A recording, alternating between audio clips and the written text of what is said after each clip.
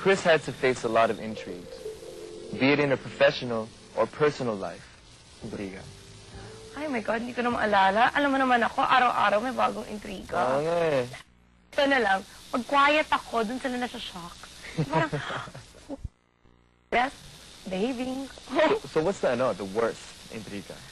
I would say, I got pregnant at 23.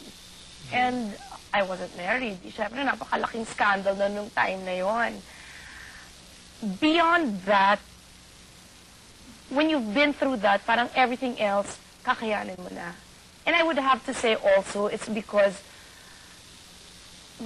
whatever storms sa pinagdaanan, I mean, last year, the whole Joey thing, nalalagpasan kasi, it's part of my personality to learn to move on. Yung parang I don't dwell on the past, and I'm not the type who harbors bitterness. So at the time, does it bother you, or are you bothered by the intriga? Lahat naman iiyakan mo. Lahat talaga, kulang na lang kung pwedeng 10 volume ang inumin mo para to cope with it, diba? So how do you smile in front of like a camera when they're doing intriga and you... Ito, kwento ko na lang. Nung bagong hiwalay kami, nung dad ni Josh, I managed to keep it quiet for 3 days.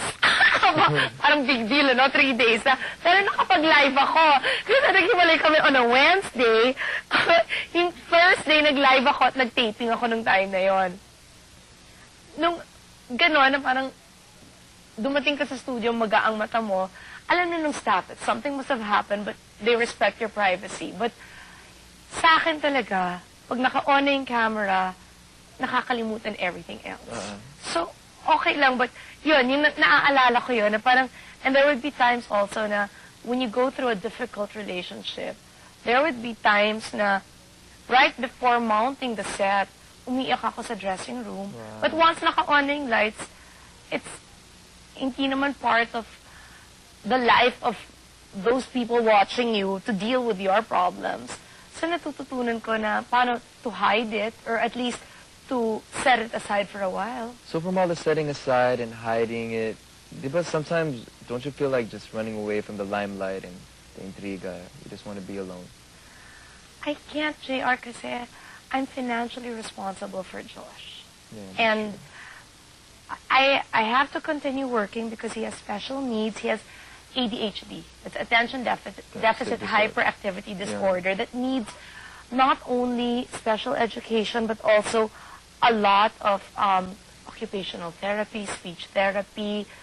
He has a shadow teacher. Yung parang madaling tumakbo from pain or from problems kung wala kang responsibilidad. But if you are responsible for somebody else, haharapin mo yun. And if there's one thing I've learned, ito, I can share with everybody. Your best friend is time.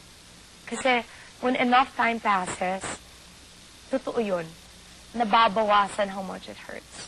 Until, like, recently, I'm very close to Christy Fermin. We only really bonded this year because of Buzz. And sabi ko sa kanya, alam mo, referring to a past relationship, dati kung maririnig ko na may bagong girlfriend, parang kulang na lang na bulldozer ang dumaan sa puso ko.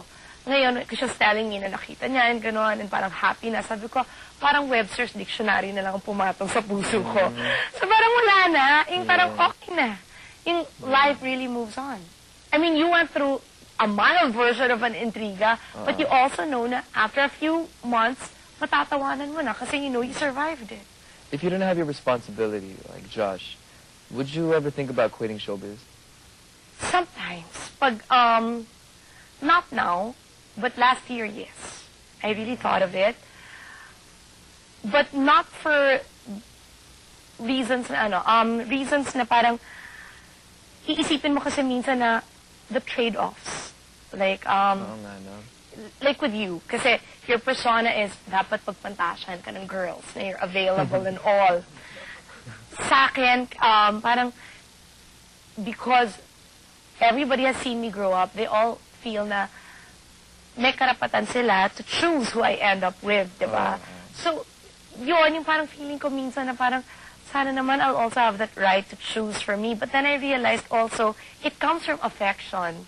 na siguro napamahal ka na sa mga tao so they don't want you to make mistakes.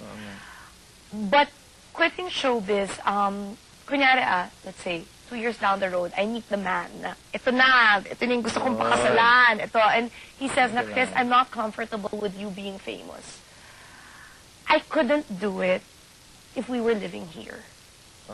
Kasi ang hirap. Every day of my life, I would wish to be back in ABS, holding a mic or hosting or taping. But if he was an expat, or he'd say, tara, let's move to the States, doon natin paaralin si Josh, and I promise to take care of him, or let's say, let's live in Australia, I go. Kasi, JR, that's the only thing I've missed out on.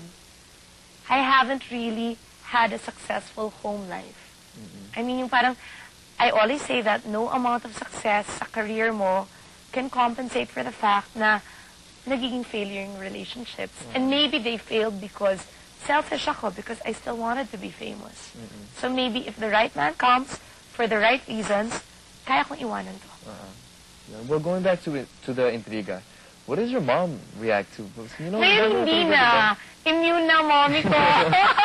Kasi parang sabi niya na parang, like kung sa TV Patrol or Ricky Law, or they subscribe kasi to my star text na ting 326. So, parang inunahan ko na. Or like I tell her ahead of time. Like, before, yung sabi ko, when we were having dinner, sabi ko, Mom, yung leading man sa bagong movie, he's young, and we have kissing scene. Okay. Then na. Wala na sa kanya yun. So, okay, diba? That's cool. That's a cool mom. Cool nga, diba? Parang, okay. So parang feeling niya, what else is new? O, ganun na. Sanay na. Sanay. Finally nasanay. Well, and maybe because sa personal life, this is the most behaved I've been. Really? Good girl talaga ako ngayon. Okay. May lagnat pa ako. So what are the other bad things that you've done before? Wala namang ganun kalala. Pero recently talaga, I would have to say, since Hiram started, I've been on my best behavior. Maybe because walang time to be bad. Okay, well, speaking of Hiram. What? How did you end up on Hiram? When Manoko happened, on the bus, sabi ko, tinanong ako, what's your goal? That was, papasok yun ng 2003. Sabi ko, well, after game ka na ba, I want to be on a soap, on a teleserye. And then Tita Malu Santos took note of that. And then, when they were casting this, and they were conceptualizing, and from the start, they really had Dina Bonavie and myself in mind, because for the longest time, we were on opposing talk shows. And they felt it would be fiery to bring us together. Yun. And then they asked me, do you have any hesitation about playing a mom? And I said, wala, because I know I don't look like one. Yun lang. So okay, and biologically naman kasi in the story, if they've been following it, hindi ko talaga anak si Heart. I'm just the adoptive mother. Okay. Her bubbly and light personality, plus her open-mindedness, has helped Kris reach a new stature in her chosen field of profession. From an artist to a TV talk show host, Kris has indeed made her presence felt. She has fascinated us with her being vocal and bold in speaking her mind and heart. For some, she has even become a living symbol of freedom. What does the future hold for her? What are the plans in the coming years? Who is Kris Aquino behind the camera? All of this and more when we come back.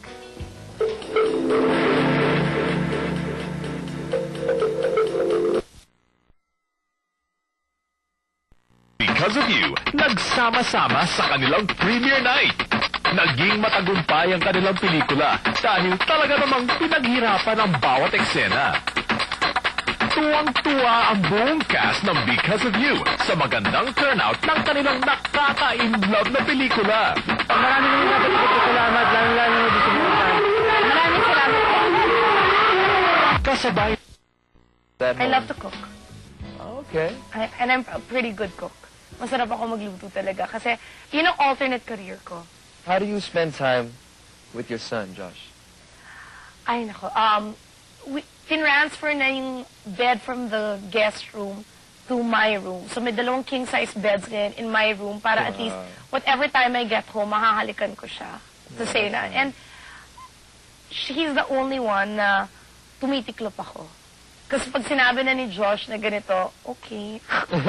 Parang like that. Like, if our vacation, siya pong pili. Kasi it's the only Talaga? time, guilty mom because I work such long hours. So Yeah, kung anong that's gusto true. niyang gawin, fine, gawin natin.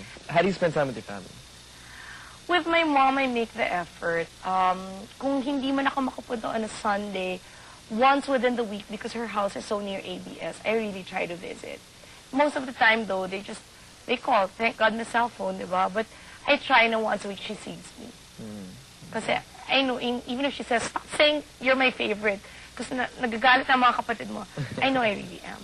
So, I make the effort to see her. So how do you relax? You go to the spa or No, anything? I just sleep. But basta may 16 free hours, time ah. talaga, JR, wow. And talagang, yun ang sinabi ni Direk Chita sa akin because we flew together to Chicago and feng shui showed. Sabi niya, you're the only person I know who slept through the entire Pacific Ocean. From the time na umupo dun sa plane until dun sa palanding na tulog ako, I didn't even eat. Man. Eh kasi sa kaya mo pagod naman 16 hours eh. Masaya talaga matulog, no? It's the best. So that's my relaxation. Okay, so I'm sure sometimes you get sad and lonely. Who do you run to when those times? Shasha. Shasha. Shasha, She's your best friend. She's the one who understands. Kasi, she's how many years? 7 years older than me. Parang, she looks at things from a more mature and wiser perspective. And, sumbungan ko though is boy. Precarious, matalino, sinasabi ang nararamdaman, lahat ng gusto niya. Kasi si Boy Abuna, yung pagiging waray niya, feeling ko, kung magsumbong ako sa kanya, whoever it is, he'll beat up. Regardless of, kahit hindi siya gano'ng kamacho, gagawin niya for me. Kaya. Okay, they say you have a really strong heart. So how many more heartbreaks can your heart take? Ayoko naman in love. Unless it's Yun nga, forever. no? Promise. Yung crush na lang muna at like. You need to find that man already. Yeah. Siguro darating, not this year. When are you most happy? At work. So right now you're really happy right now. I mean, it's maybe because walang kaagaw yung work. It's hard to have a boyfriend work this hard kasi you're always worried na, oh my God, 2 hours na ako hinihintay. Oh my God, ganun. So, and I realized na happy talaga ako. Happy pa ako talaga na doing what I do. Hindi pa ako nagko-complain. Okay. So what other achievements that you want to do? What else do you want to achieve? I'm going to a business soon. Dito ko sabihin, I'm going into the fragrance business, like J.Lo. It's going to be a Kris line of colognes. Wow, when is that coming out? My birthday, February 14. Wow, So, perfect 6 timing. different scents. And nationwide yun. I'm going into that with the son of Mother Lily Monteverde, si Don Don, and Warren. We have a partner who's really into the fragrance business. So, it's my first attempt at being a businesswoman. Yeah, good luck with that. Good luck Exciting with yun. that. Because Yeah. I think it's something na maganda kasi at least it's something I enjoy. I love fragrances. I tested everything. I approved everything up to the packaging. Wow. So, exciting. Kasi parang, but all of them in the States, they do that. And the other one, I would hope to, kasi it's not enough to write a check to help other people out. So, parang, alam mo yung how Oprah now makes so many dreams come true. You make your wildest dreams come true. I've been so blessed because of the shows that I have. So I really hope na with Game Ka Na Ba, we have even more deserving winners pa. I had my first Millionaire. We taped the episode last week. It's airing in the next few days. Wow. And I know na it changes their lives. Oh yeah, definitely. So, I want to, right now, I help yung World Vision. They send kids to school in the Visayas and in the Mindanao areas. I want to continue doing that kasi feeling ko talaga education is the best gift you can give. Oh yeah.